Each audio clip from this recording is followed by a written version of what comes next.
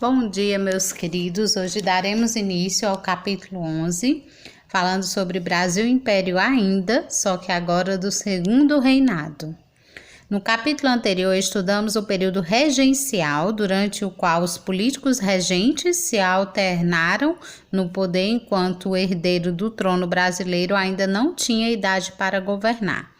Esse período, que teve início com a partida de Dom Pedro I para Portugal em 1831, findou quando ocorreu o denominado golpe da maioridade em 1840, que só poderia assumir o poder com 18, mas aí os liberais deram o golpe da maioridade e assim Pedro Alcântara assumiu o poder com 14 anos. Ocupando aí o cargo de imperador de 1840 a 1889, constituindo o governo mais longo da história do nosso país. Em julho de 1841, o jovem Dom Pedro de Alcântara foi coroado, como vocês estão vendo aí na imagem, imperador com o título de Dom Pedro II. Na página 35 tem uma atividade 1 e 2, retomando um pouco do que já vimos, quero que vocês respondam. O chamado golpe da maioridade, ocorrido aí em 7 de abril de 1840, modificou a existência constitucional, antecipando aí a maioridade de Dom Pedro II a fim de que ele pudesse governar o Brasil.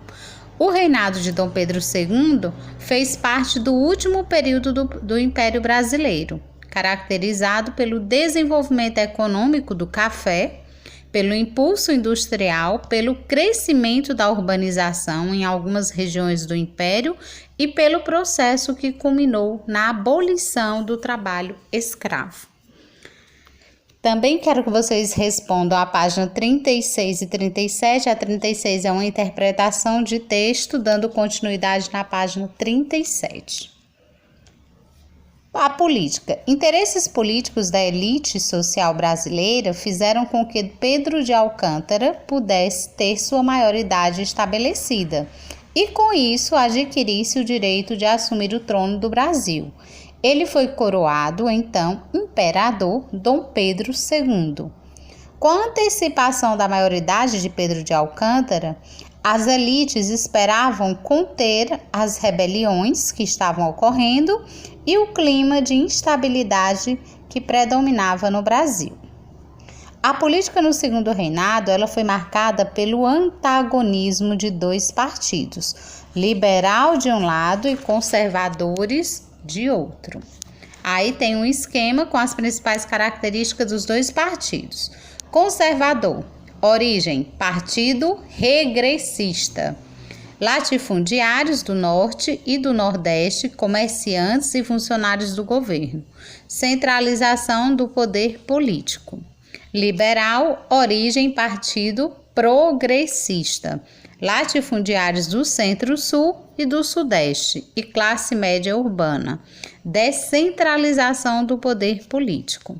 O golpe da maioridade ele foi promovido por membros do Partido Liberal, motivo pelo qual esse grupo político predominou no início do governo de Dom Pedro II. A primeira tarefa de Dom Pedro II em seu reinado foi estabelecer o equilíbrio entre esses dois partidos, liberais e conservadores.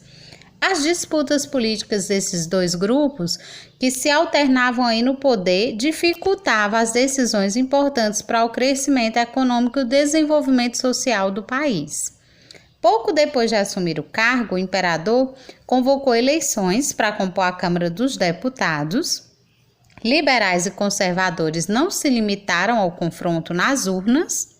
O processo eleitoral foi marcado por grande violência e inúmeras fraudes, o que lhe rendeu o título de Eleições do Cacete, 1840.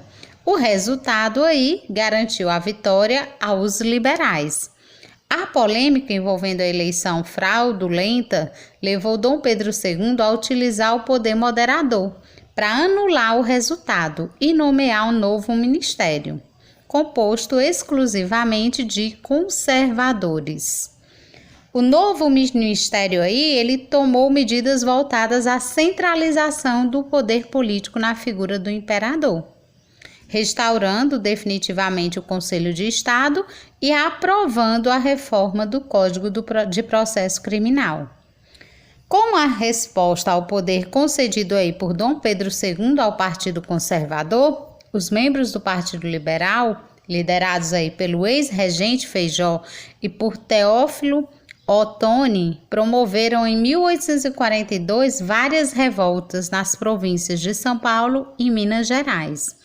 Entre suas principais reivindicações estavam a dissolução do Ministério Conservador e a deposição dos presidentes da província nomeados por Dom Pedro II. Em pouco tempo, as tropas imperiais conseguiram acabar com a revolta e prenderam seus líderes. Diante das disputas entre os liberais e os conservadores e da impossibilidade de controlar os descontentamentos de várias regiões do Império, em 1847 foi instituído no Brasil o regime de governo denominado parlamentarismo, baseado no modelo inglês. No parlamentarismo inglês, ocorrem eleições para o parlamento e o partido político que obtiver a maioria dos votos indica o primeiro-ministro. Cabe ao primeiro-ministro administrar as questões políticas. O rei tem uma atuação diplomática. O parlamentarismo estabelecido no Brasil, ele foi denominado parlamentarismo às avessas, pois funcionava com uma lógica contrária ao parlamento inglês. O imperador Dom Pedro II nomeava o presidente do Conselho dos Ministros, também chamado de gabinete, que passava a ocupar cargo semelhante ao do primeiro-ministro. O presidente do gabinete e o imperador nomeavam os membros do gabinete e somente então eram convocadas eleições, nas quais se garantia muitas vezes pela fraude que o partido dos membros do gabinete liberal conservador obtivesse maioria na Câmara dos Deputados. O parlamentarismo brasileiro ainda estava sujeito ao poder moderador, que permitia ao imperador depor o presidente do Conselho dos Ministros a qualquer momento. Logo em seguida vem a chamada Revolução Praeira, ocorrida em Pernambuco no ano de 1848. Foi um movimento popular que questionava a concentração de terra e de renda, bem como a miséria em que viviam as camadas populares. Quando a cana-de-açúcar deixou de ser a principal fonte de lucros, o governo federal ele perdeu o interesse pela região e, consequentemente, os problemas foram ampliados.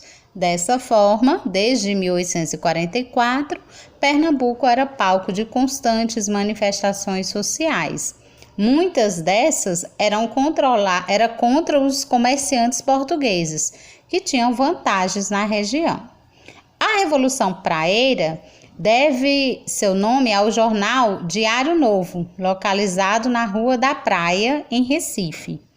Ele era o principal veículo de propaganda do Partido Liberal na província. Com o objetivo de conter as manifestações, o governo imperial substituiu os liberais que estavam no governo da província pelos conservadores, acirrando ainda mais os ânimos dos praieiros. Em janeiro de 1849, foi publicado um documento revolucionário elaborado por Borges da Fonseca, o intitulado Manifesto ao Mundo. Defendia o direito ao voto livre e universal, a liberdade de imprensa, a extinção do poder moderador, maior autonomia às províncias e o fim do monopólio português no comércio. Embora apresentassem alguns pontos de caráter socialista, possivelmente um reflexo aí dos movimentos sociais ocorridos na França no ano de 1848. Os praieiros não manifestavam nenhum questionamento em relação ao trabalho escravo. Aí vocês estão vendo a panorama da cidade de Recife, que foi palco da Revolução Praieira. A repressão imposta aí pelo governo imperial aos revolucionários de Pernambuco marcou a consolidação da aristocracia rural no comando da política brasileira. A década de 1850 ela foi o auge da política do império a serviço da elite, mantendo as classes populares à margem e consolidando o modelo econômico escravocrata e agroexportador cafeeiro. Bom, responda essa questão bem aí da página 40. Bons estudos e até a nossa próxima aula que eu darei continuidade ao capítulo.